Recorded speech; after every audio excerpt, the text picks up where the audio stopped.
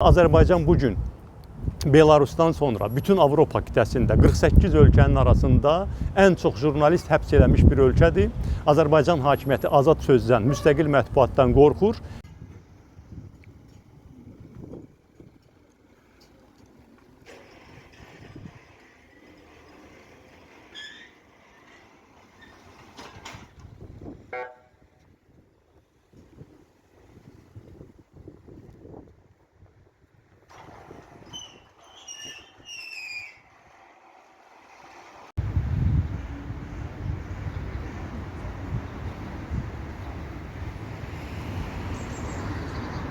Müdafiə etdiyim Kənan Teymurla bağlı apellyasiya məhkəməsində baxış keçirildi.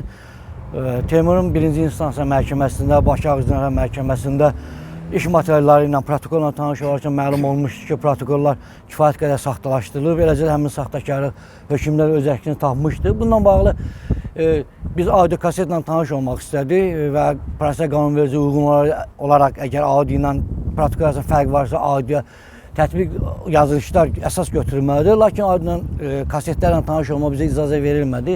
Yalnız apellyasiya instansiyasında biz onunla tanış ola bildik. Məlum oldu ki, bəli, çoxlu ziddiyyətlər var, çatışmamazlıqlar var. Onunla bağlı protokola böyük qeydlər verildi. Təxminən 25 bənddən ibarət. Və ona görə də vəsatət verildi ki, həmin protokola qeydlərə birinci instansiya məhkəməsi qiymət verməlidir. Ona əlaqəli olaraq vəsatət təmin edildi və iş məhkəmə baxışından çıxarılaraq protokola qeydlərə münasibət bildirmək üçün Bakı Ağır Cinayətlər Məhkəməsinə göndərildi. Proses davam eləməkdə sadəcə protokola qeydlər baxılacaq. Həmin qeydlər də qanunverici uyğun olaraq məhkəmə iclasında da baxıla bilər.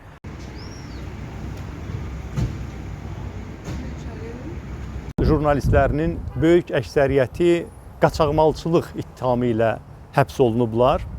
Amma qaçaqmalçılıq ittihamını heç cür yamaya bilməyəcəyi jurnalistlər də var Azərbaycan hakimiyyətinin ki, onlar ümumiyyətlə qrant da almayıblar. Teymur Kərimov onlardan biridir.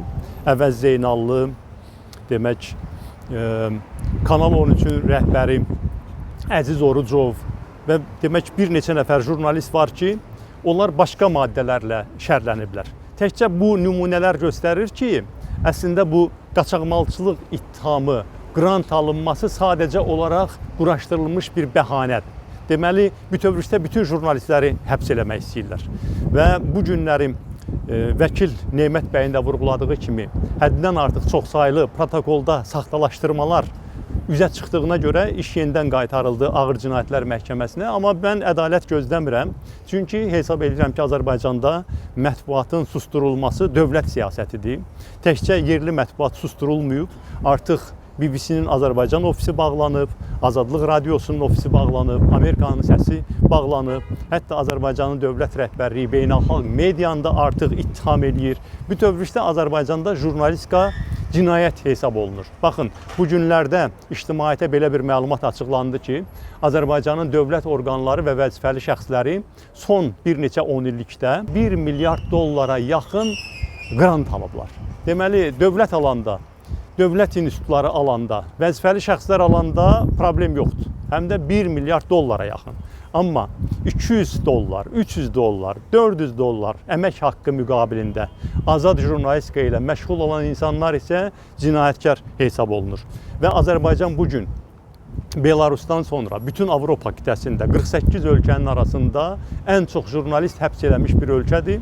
Azərbaycan hakimiyyəti azad sözdən, müstəqil mətbuatdan qorxur, ümumiyyətlə azad düşüncədən qorxur, hər bir azad və tənqidi düşüncəni öz rejiminə təhlükə sayır. Bugün Azərbaycanda artıq 360 nəfərdən artıq siyasi məhbus var.